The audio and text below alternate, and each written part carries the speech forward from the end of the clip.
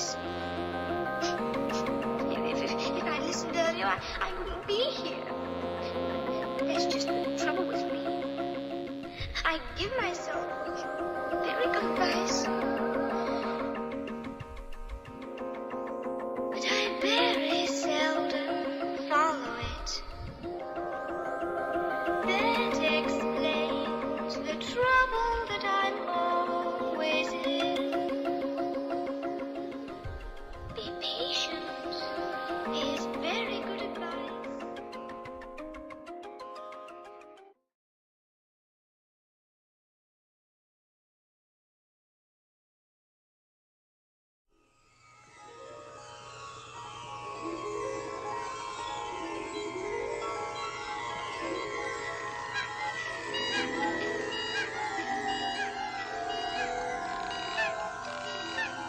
Cats and rabbits who reside in and get dressed in shoes and hats and trousers.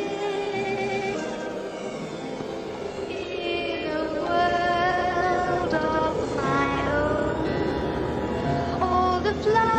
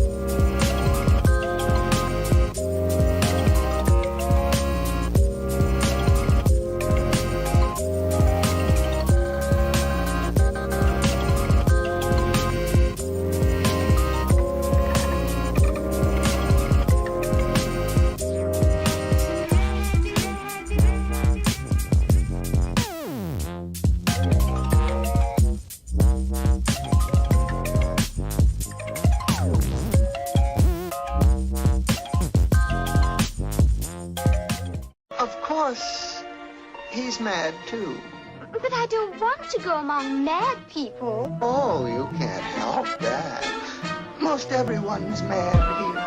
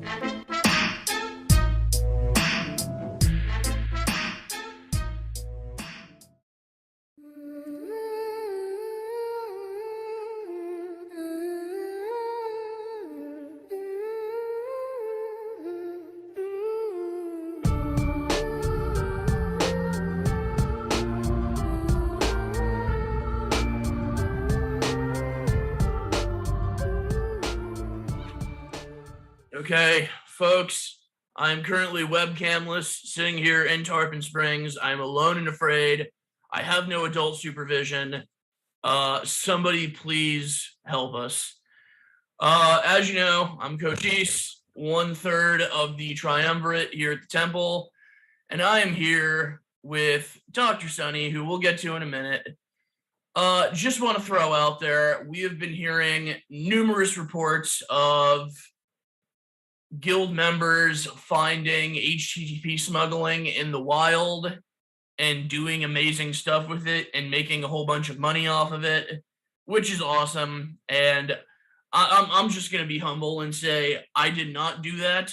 And the moment I started hearing dollar values, I heard my gun collection cry out to me and say, "Daddy, we're lonely." And I said, well, my children, aside from the massive amounts of schizophrenia that because my guns are talking to me, I too must participate in the HTTP smuggling and OAuth attacks and whatever Dr. Sunny so humbly presents the temple so I can expand my gun collection so I too can get on a watch list. Other than that, if you are tuning in tonight, welcome. So tonight you've tuned in for Dr. Sunny's thing. If RJ, fuck off, don't DM me. Yeah, anyways, tomorrow night we have a very special speaker who I can all of my best friends are in the guild, but I can also say I have best friends outside of the guild, and one of them who works in construction is coming to the guild to actually talk about doing weird shit with construction. I'm excited about it. There is actually going to be a portion that we cannot film, or else he'll get fired, which we don't want. So we'll have to turn the cameras off for a whole bunch of stuff and, ask if there's no filming. But I'm excited for it. Show up tomorrow at the temple at 7. Some of it will be streamed. With that, why is RJ messaging me? I'm repeating myself twice on the stream. I don't know what the fuck that means. Whatever. So yeah, with that, announcements, we're good. I'm going to go ahead and pass it to Dr. Sunny. Let's roll it. All right. Well, thank you, John, for that introduction. And thank you, everyone, for joining tonight. So in this session, we're going to talk about OAuth 2.0 attacks. We're going to start with, this is part 1 or the beginning. I actually don't know how many parts we might run into. So we'll sort of leave that open-ended, but these are the dates for some of the other parts as they'll happen. All right, so tonight we're going to ease into this because I don't want to lose my audience. So we're going to talk about what exactly is OAuth 2.0. We'll only look tonight at one of the grant types, and I'll explain what a grant type is. But we're going to look at the implicit flow tonight, which is actually a deprecated flow, but it may still be used even in some SPAs or single page applications. And we're going to look at the common OAuth attacks.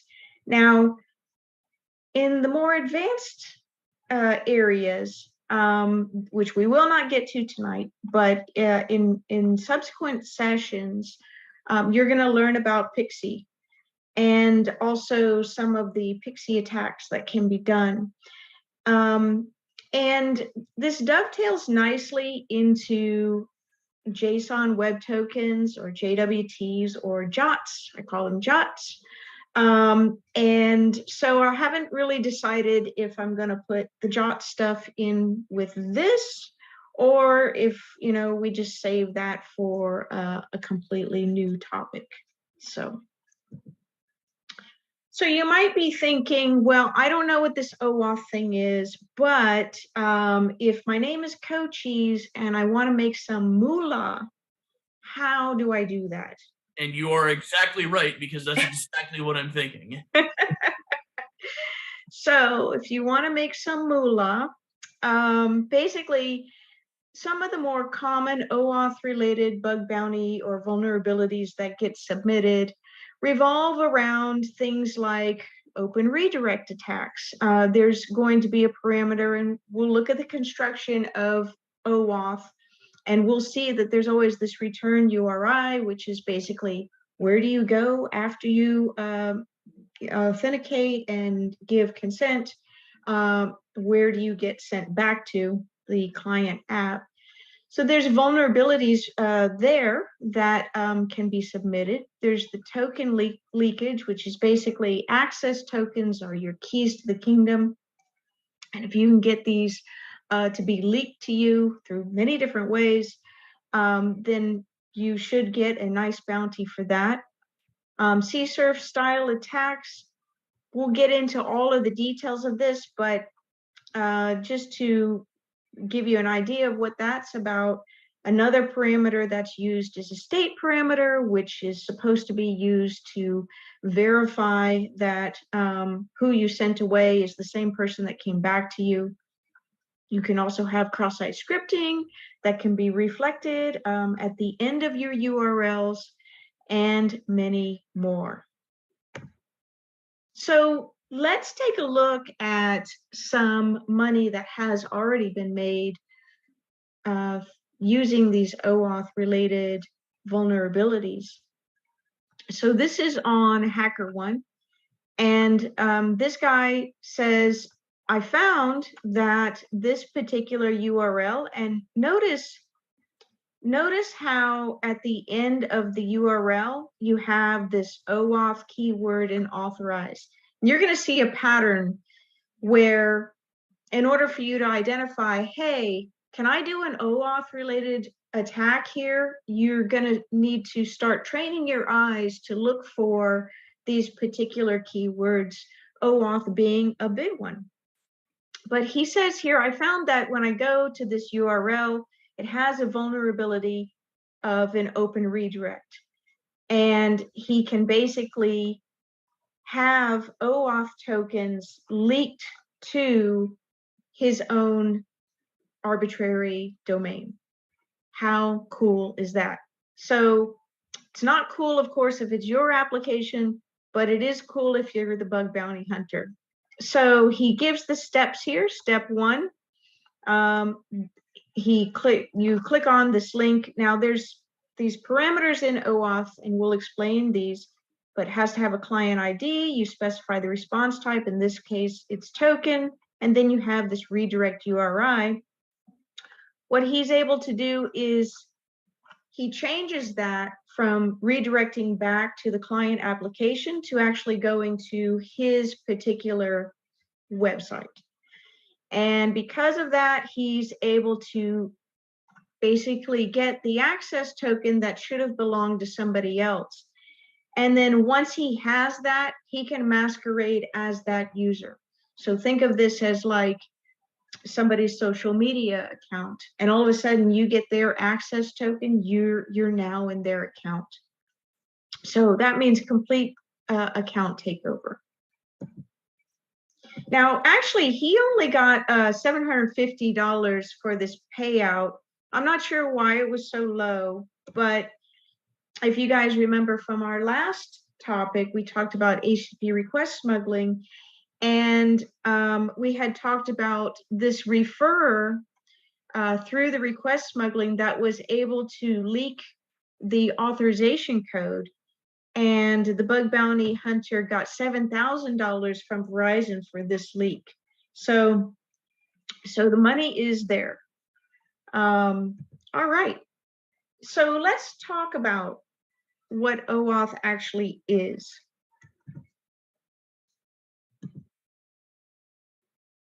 So in its purest form, and when it originally came out, and you'll notice that there's this 2.0, right? Which means there was a 1.0 version when it first came out. Now it's been revised, but basically initially when it came out, it was thought to help with authorization. What's happened is it's evolved to have authentication and authorization. Now there's another framework that rides on top of it called OpenID Connect. It's very, very popular. And that does handle authentication. But let's just say for our conversation that OAuth, when we talk about OAuth, we will speak of it in terms of authentication and authorization and not make the nuanced distinction just yet. And just to remind you, authentication is where you have to prove that you are who you say you are. Authorization is after you've proven that, after you're authenticated and you're inside of an application. Authorization determines what you're allowed to do. What are my permissions? What am I able to see? So this industry standard protocol for authorization basically provides different flows. And the flows are used in web applications, desktops, mobile, basically everything, even appliances. Now, the end goal is an access token. And an access token is it's called a bearer token. And what that does is once it's assigned to an authenticated user, it gives them the ability then to know what they're authorized to do in the app. Now, I had mentioned to you grant types earlier. So the grant types are nothing more than these authorization flows. Now, there used to be several others in the first iteration, but now they've sort of streamlined a lot of things. So we will talk about implicit flow, but it is deprecated in the 2.0 version. Authorization code is probably the most well-known grant type or flow because it's something that we use all the time when we want to log into something using our social media account instead of having to create an account on that specific website. And we'll talk about more of that in a moment. There's client credentials, which is basically more of a B2B type interaction or system to system interaction, and then device code. So I don't know if we're going to get to all of these grant types in our series, but we're definitely going to hit the first two pretty heavily. So why? Why do people even want to use OAuth? Well, as I mentioned, if you have some sort of social media account that you're being offered to use as login, then you can use that, right? Rather than having to register with the site and maybe take a chance that they might spill your credentials on that site or something like that. OAuth also allows a user to grant access without exposing their own login credentials. So as you give permission, that client site, that client application, they don't get access to your social media credentials. And then the OAuth process is widely used to do this third-party integration. And of course, that's going to ask for your consent in order to do this. And if we have any questions, just let me know. Okay, so I like to throw these questions in because we do things, some of us are very visual. So, and when we do these things in Burp, we probably want to be able to recognize what we're looking at. So how does OAuth traffic look inside of Burp? So as I mentioned before, you're going to look for the OAuth keyword. That should be your first tip that you're probably in an OAuth flow. Now, I will warn you that the endpoints for OAuth can be different per application. They don't have to follow that it has to be OAuth/authorize or OAuth/token.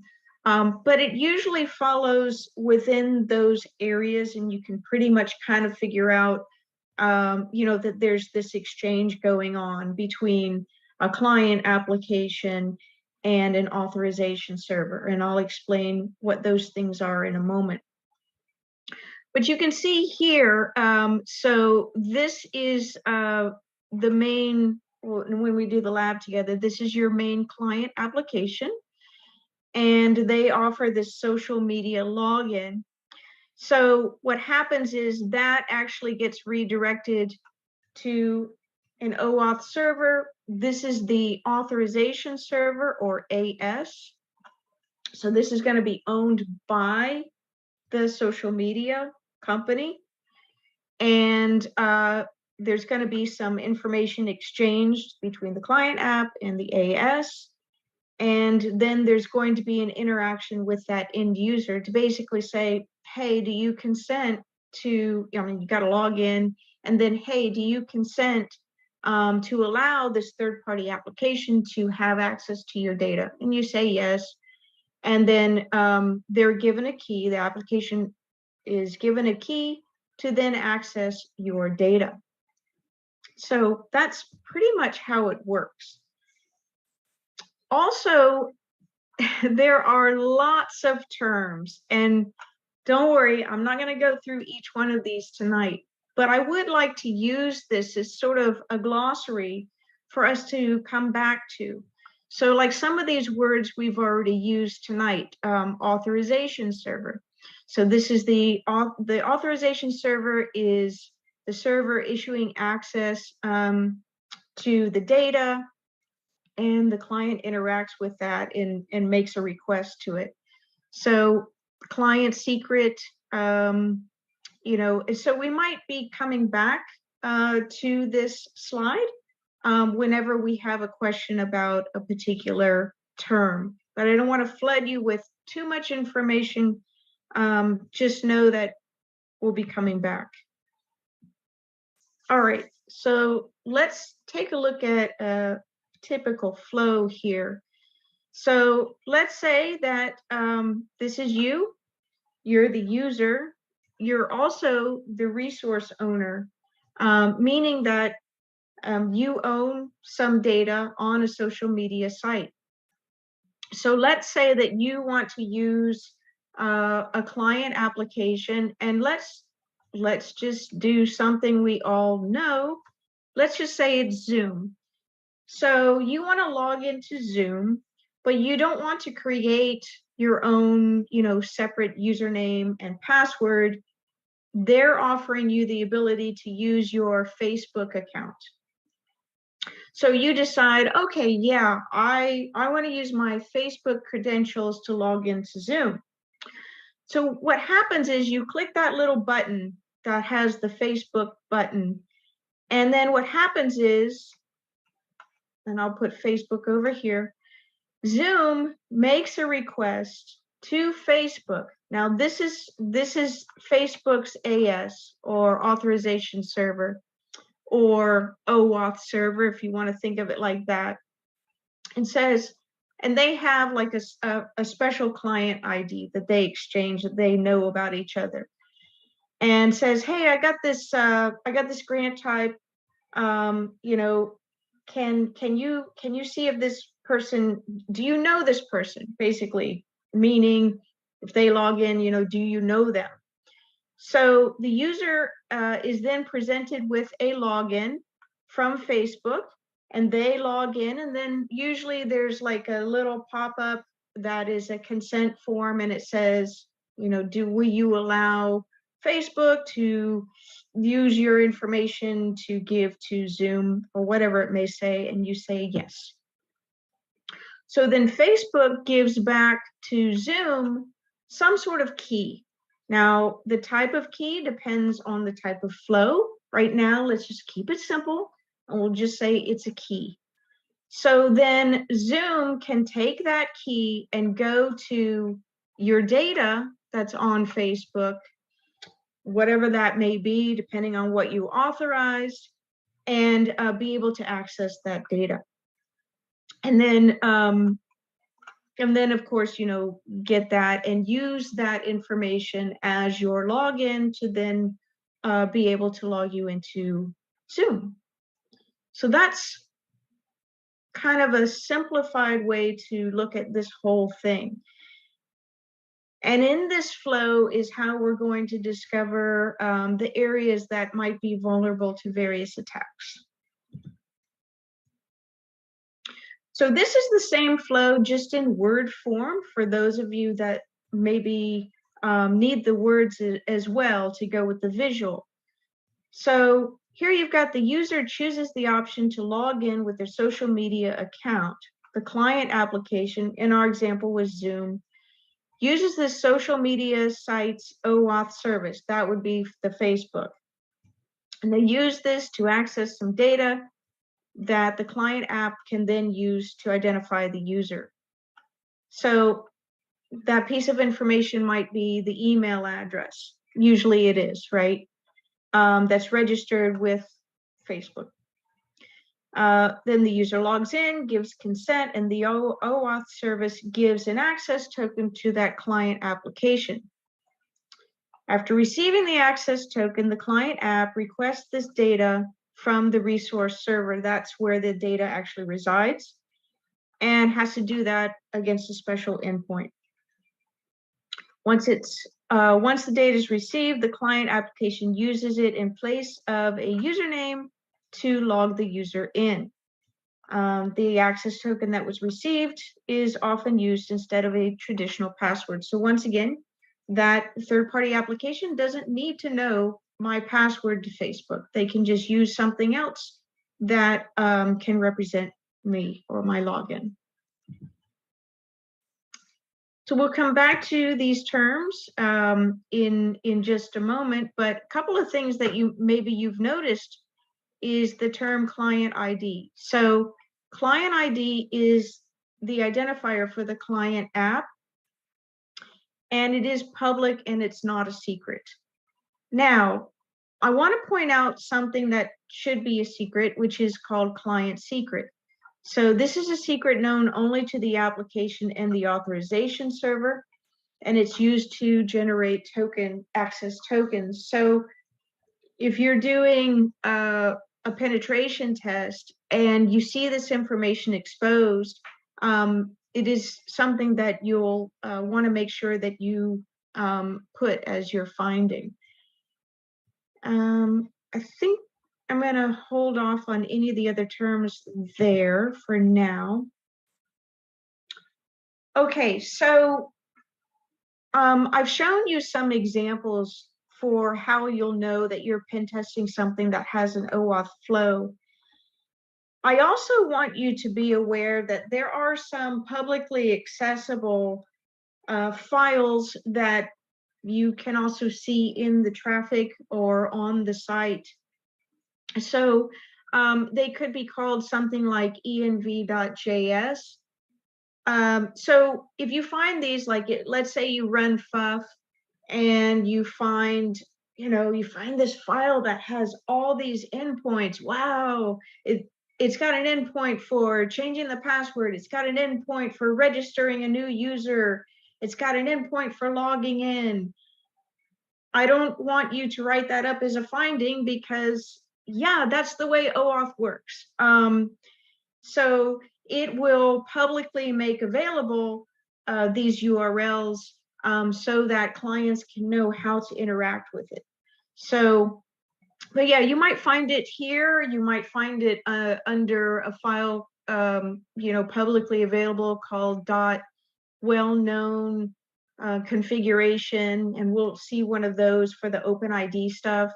But yeah, it'll have like different URLs. It'll have the client ID. It'll have a redirect, authority, which is basically the authorization server, etc. So that information is supposed to be known.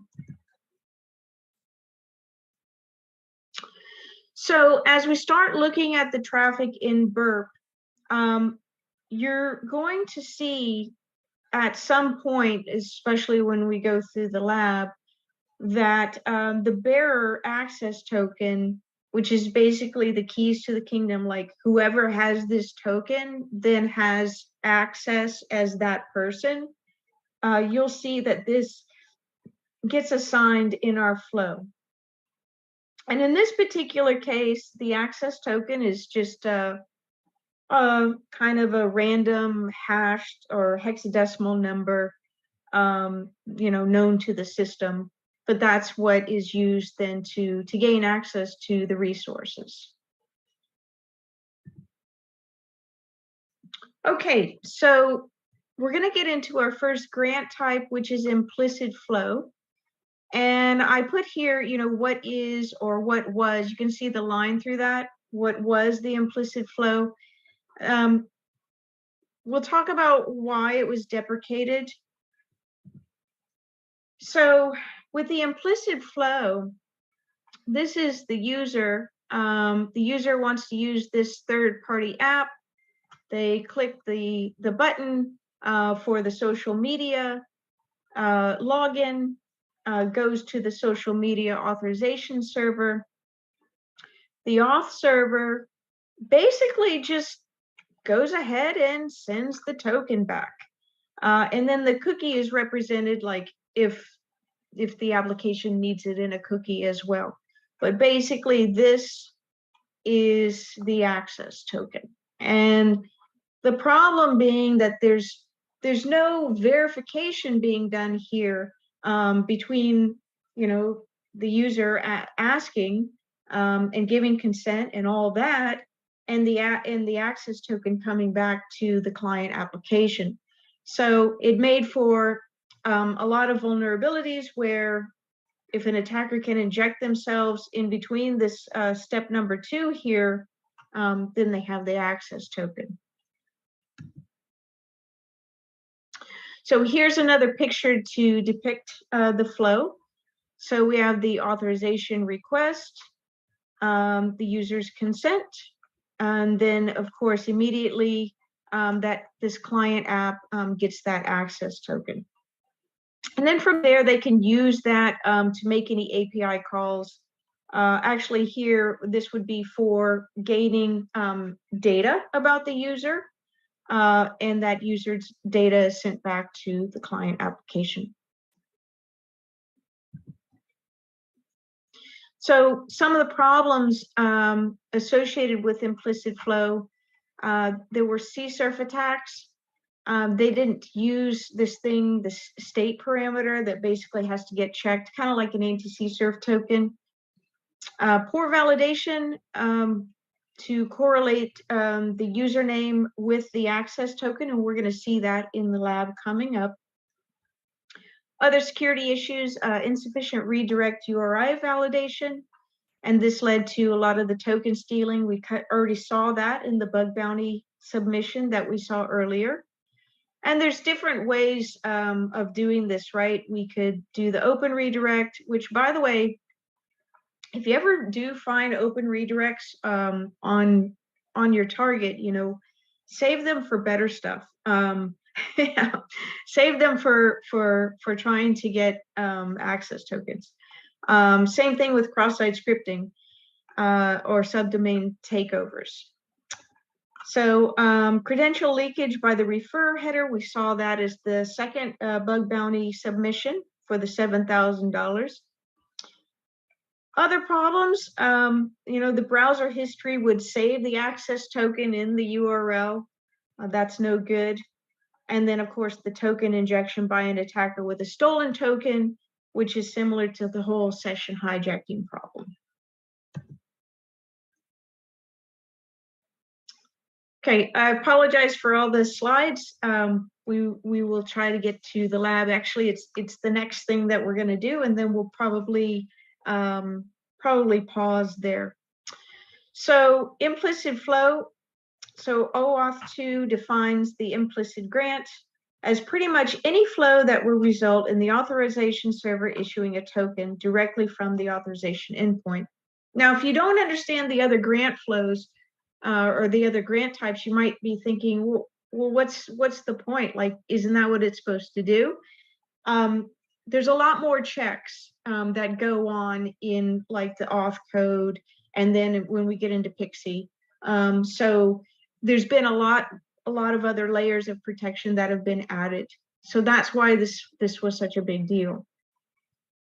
So in the upcoming lab, you're going to see a get against this OAuth that sends client ID. That's obviously the client application.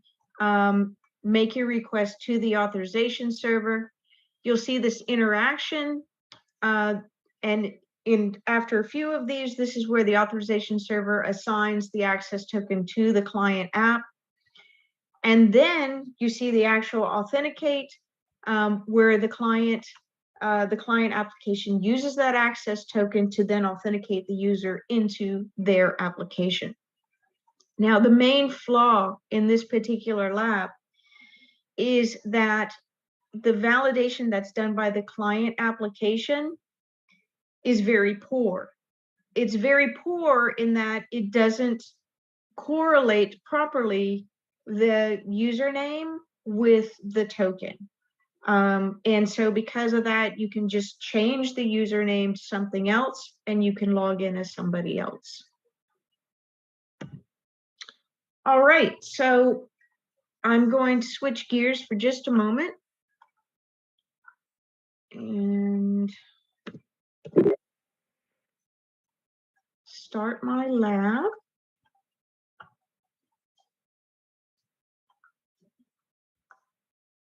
Are there any questions that I can answer while I'm setting this up? I haven't seen any pop across so far, but I'm watching for you. Okay, thank you. Thanks so much, Coaches.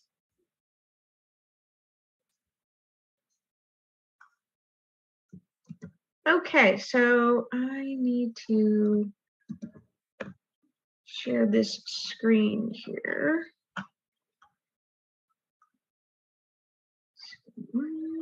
Okay. I'll put this over here. All right, so this lab is entitled Authentication Bypass via OAuth Implicit Flow. And we can see that there's a login. So we can use our social media to log in.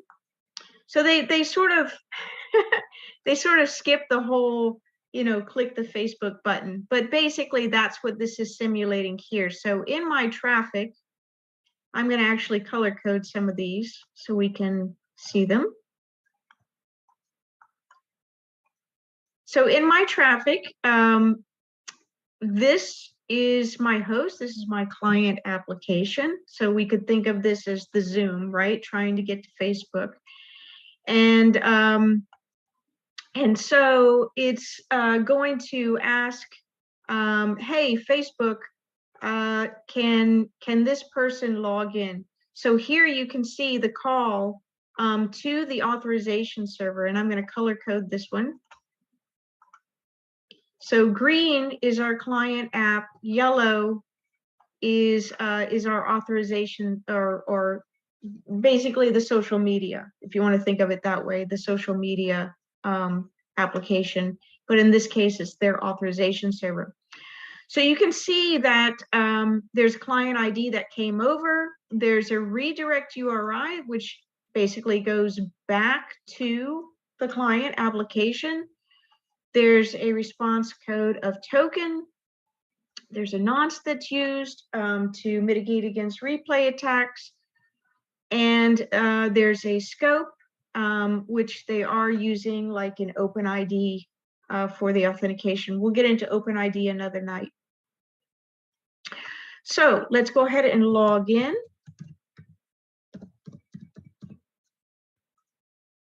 So you can see more interaction with that authorization server. So I'm going to color code this. Maybe. And so basically you see that there's these interactions that are occurring. Oops. But this post right here is actually, I should have highlighted this one.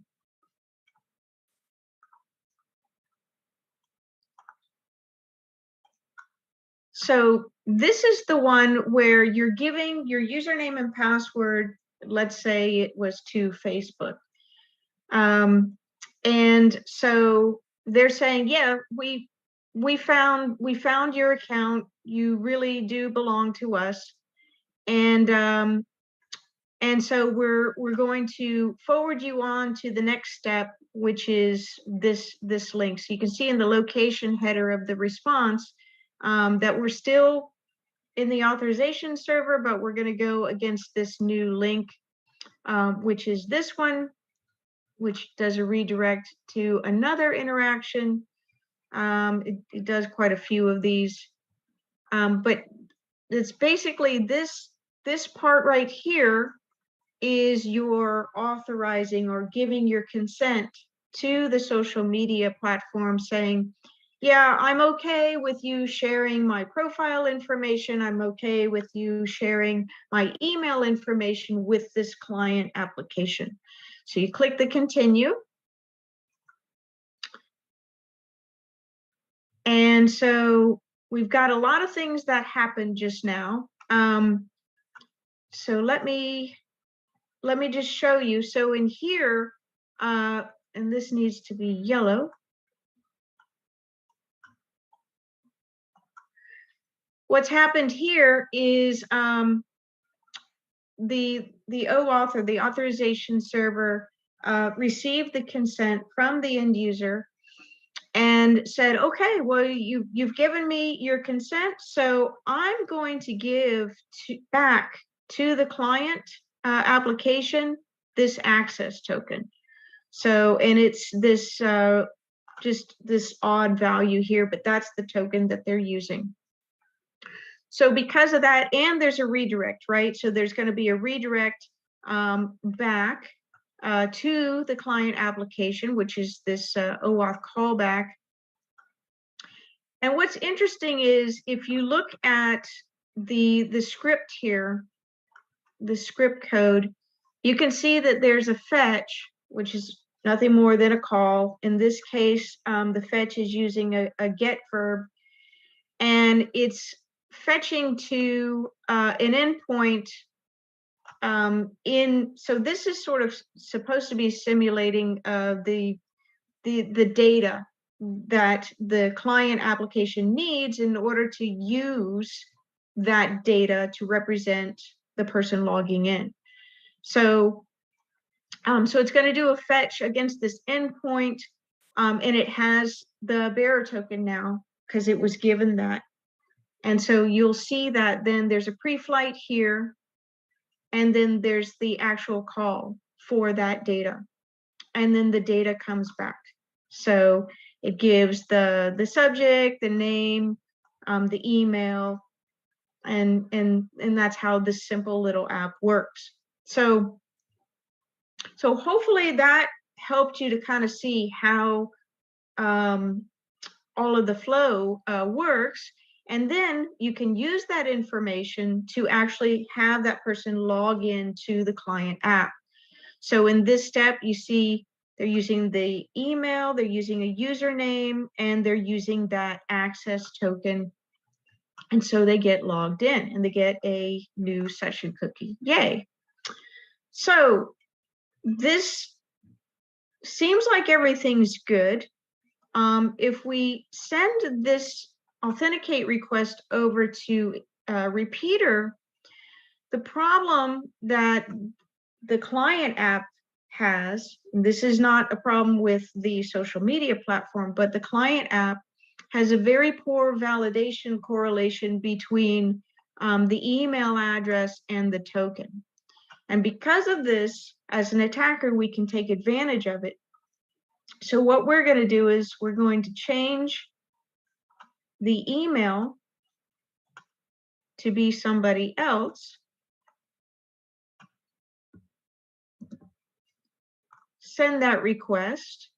It gave us a 302. It gave us a new cookie. Looks good. So let's right click, request in browser. Request in browser in original session. Let's pop that in a new tab. And we solved the lab. So the poor validation here on the part of the client application is the reason for this vulnerability. But I think that it's a good lab in that it showed you the grant type of implicit flow and how that looks, particularly when we step through it in this traffic, so that you can understand, basically how all of this works. So bear all these steps in mind, and when we go through authorization code grant type next month, we can contrast and compare to see what has changed. So I think I'm going to wrap it up for tonight. I'll stop right there.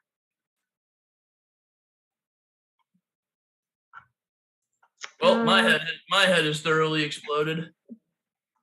I don't know about everybody else, but okay. So I have some studying to do. Dr. Sunny, if you are like me and you're like, because I think there are people watching that are are on the same page as you. But if you're like me and you're trying to watch this and you're trying to follow along and you know what you're doing but not why you're doing it, what would you recommend I do? Well, there's a lot of great resources that you can watch. Like on some of the bug bounty platforms, they have movies that go through the basics of OAuth to help you, understand. And then they'll even have some simple attacks that they'll step you through. So yeah, I would say start there. There's even Udemy courses that you can grab for like $20 that'll go through OAuth if you really want to start digging into some of the deep details. Okay, you heard it here first. Dr. Sunny, what can we look forward to next month?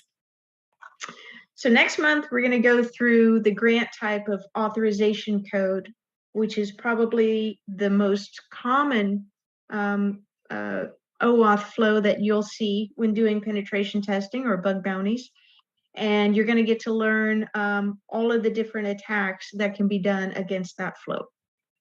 Okay, until then, Dr. Sunny, hopefully I see you Thursday. If not, we will see you in the month of September, as the song goes. All right. Good night, everybody. Have a good night, Dr. Sunny. Night.